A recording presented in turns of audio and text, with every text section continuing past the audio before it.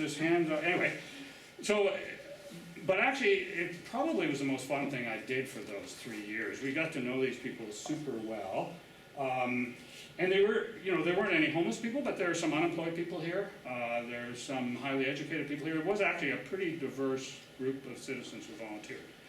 And we basically would sit down and spend a weekend with them and ask them to deliberate about value-sensitive issues in healthcare. And if you get on the Healthy Debate website, on the top there's a link, and you can actually see all the reports that they produced.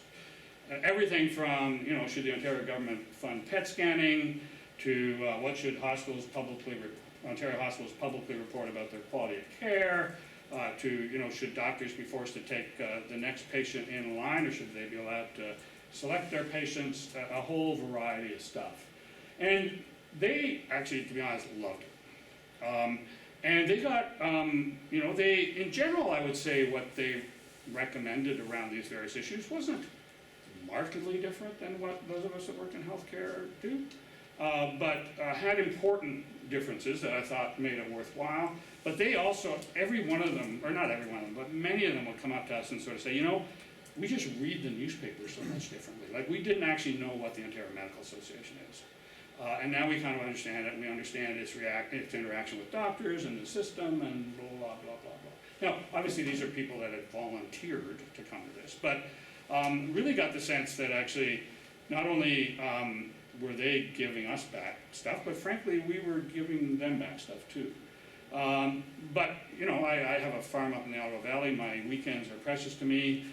3 to 4 weekends a year on this is a lot of time, and it actually basically had no impact because this wasn't set, it didn't have no impact, had very little impact, because this wasn't set up with any government agency or whatever. It was more, frankly, a research project.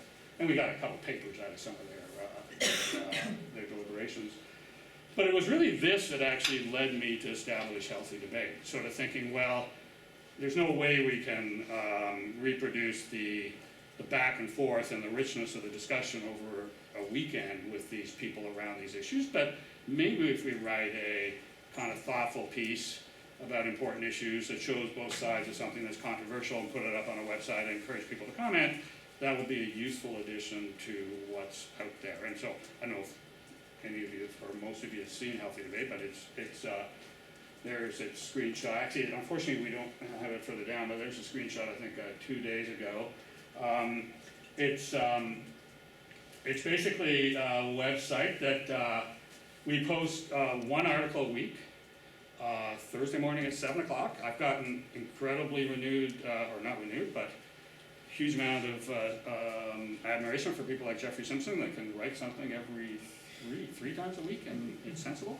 So this one we write. And so we have one sort of staff writer, and then we have an editorial team, a group of people from Alberta and from Ontario.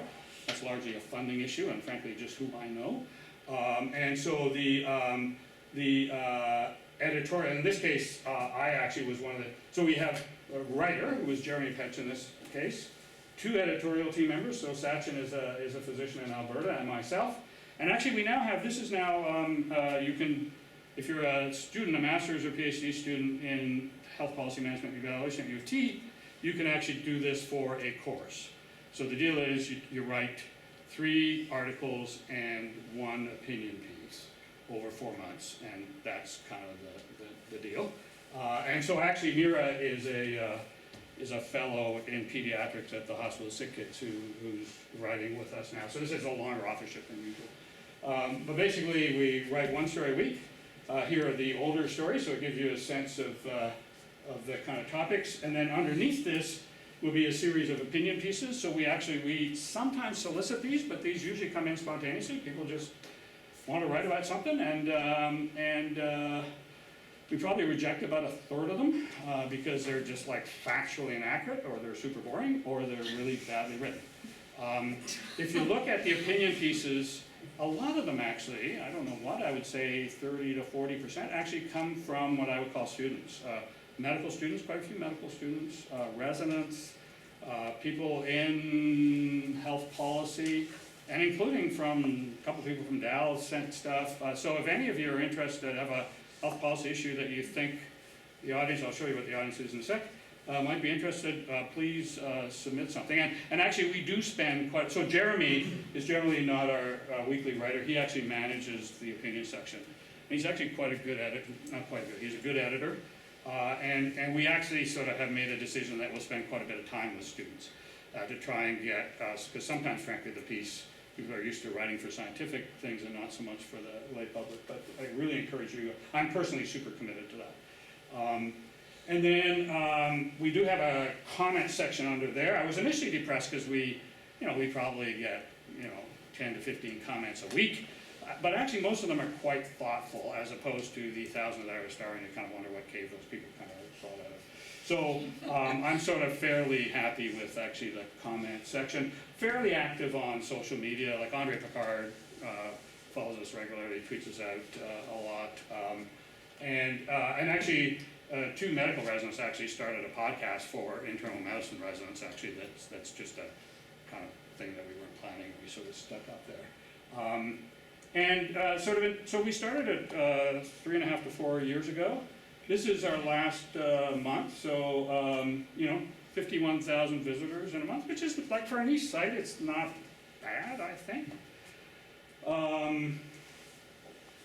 And actually, interestingly, they come mostly from Google, which is new. So we spent quite a bit of time search engine optimizing our stuff, so that we did a story on whether the differences in provinces across the country in mandating or not mandating measles immunizations in schools.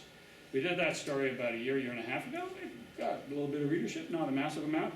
It's actually just being read a massive amount right now. And so a lot of it's surprising, like some stories that we stick up 2 years ago, got some readership, they can suddenly become hot.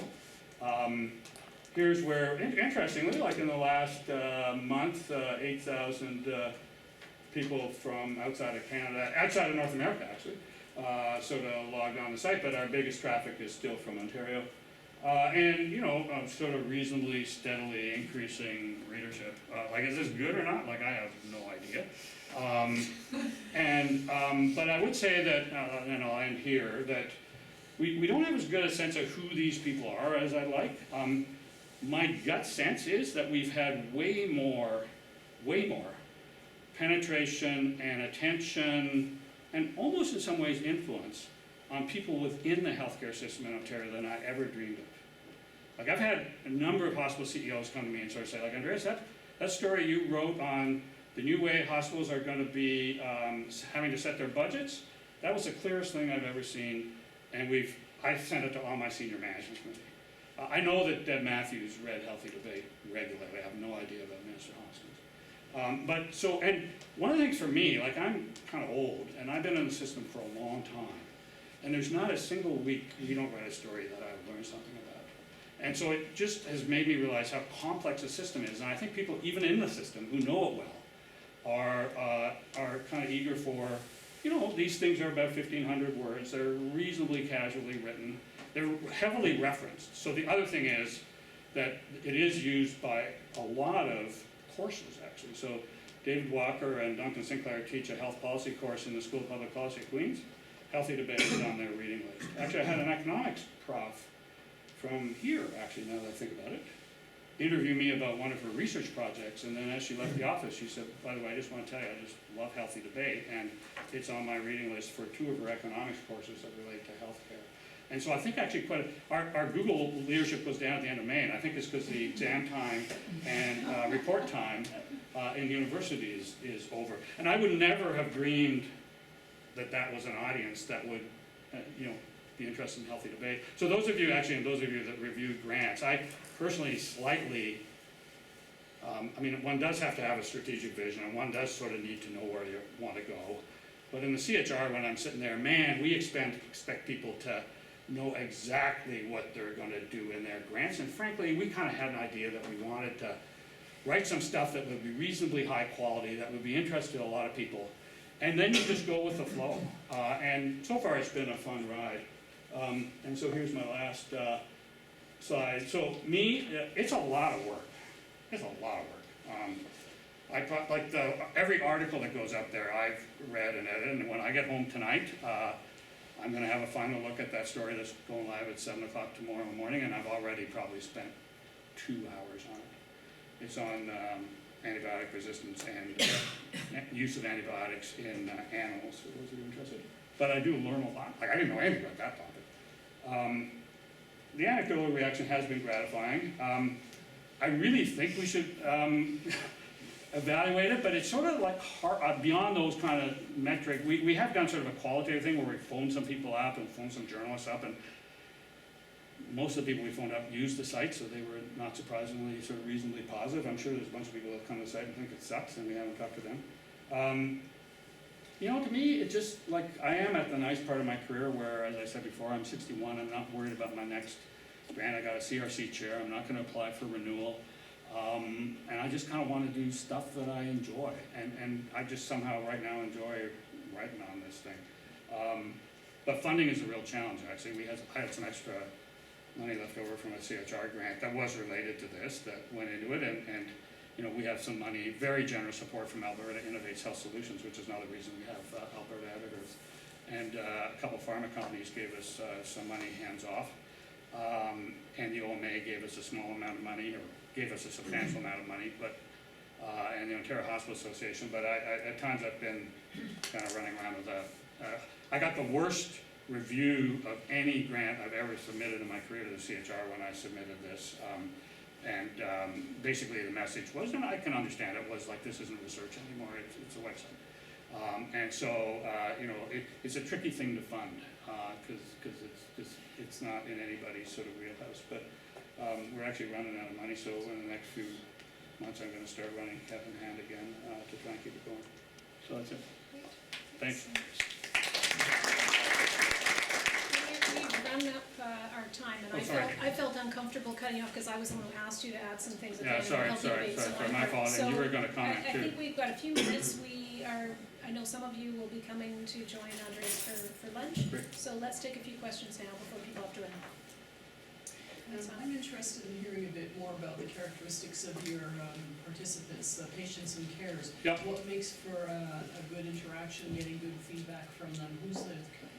What are they? Well, I guess one question would be, how did we select them? And so for the dialysis one, we actually phoned. First of all, we decided we needed certain characteristics. So we didn't want all 10 patients, for example, to be on hemo. So we wanted some hemo and some peritoneal. We wanted some relatively young, some relatively older.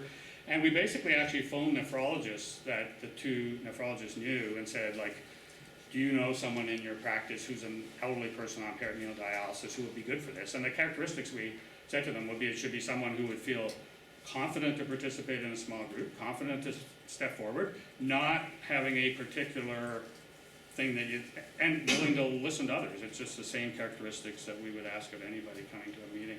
And then that's how we found our, and then we phoned them up, explained to them what the deal was, and that's how it was interesting, the kidney disease, the kidney cancer one, there was a section on the website that sort of people could click if they wanted to be involved in the workshop. And actually, 3 of the people that came to the workshop were identified through that, and 2 of them were patients. And I didn't know who they were beforehand, and I asked, and they were fantastic.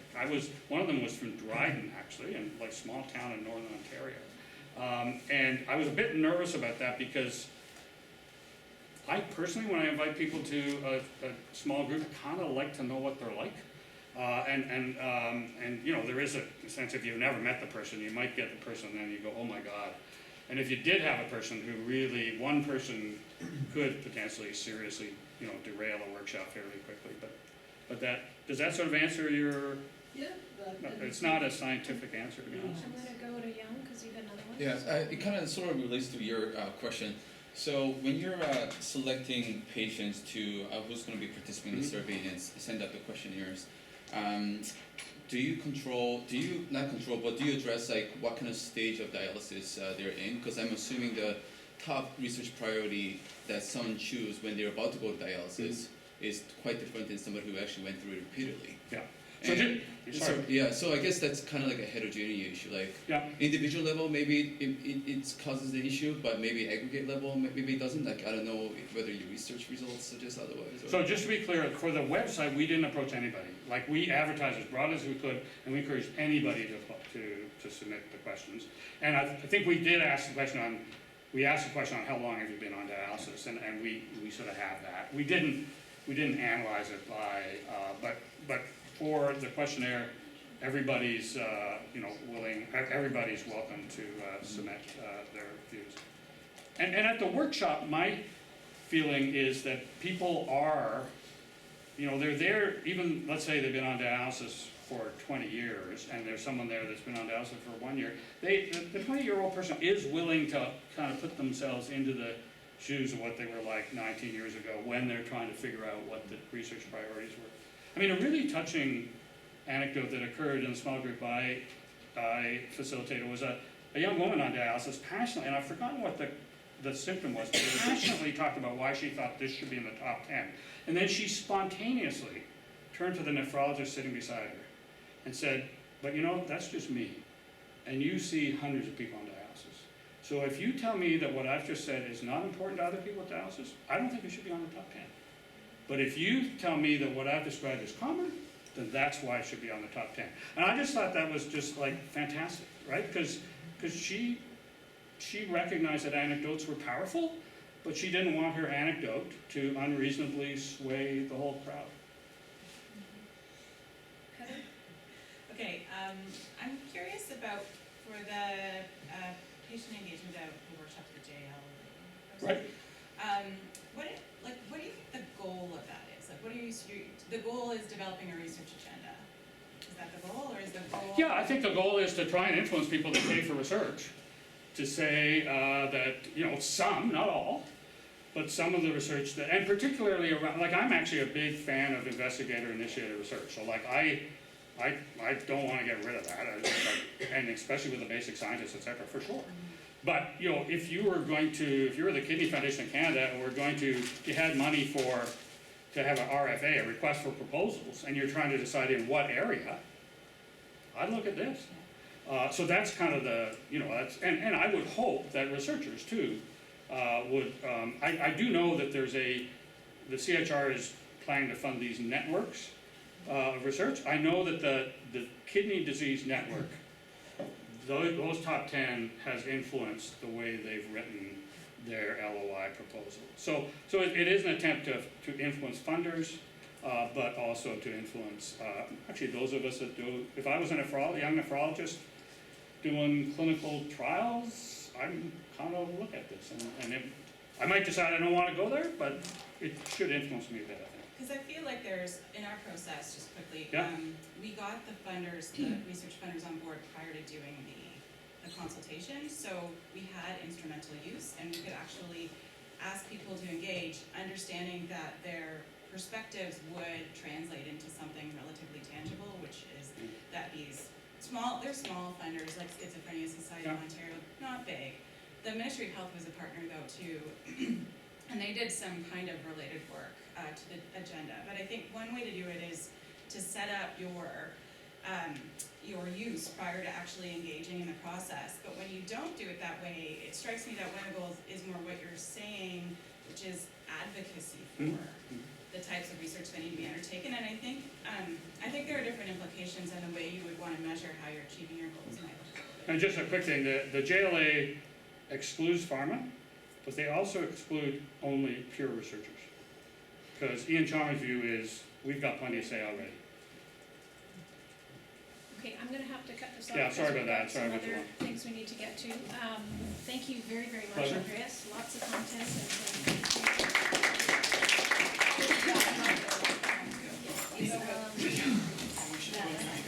Yeah, I know.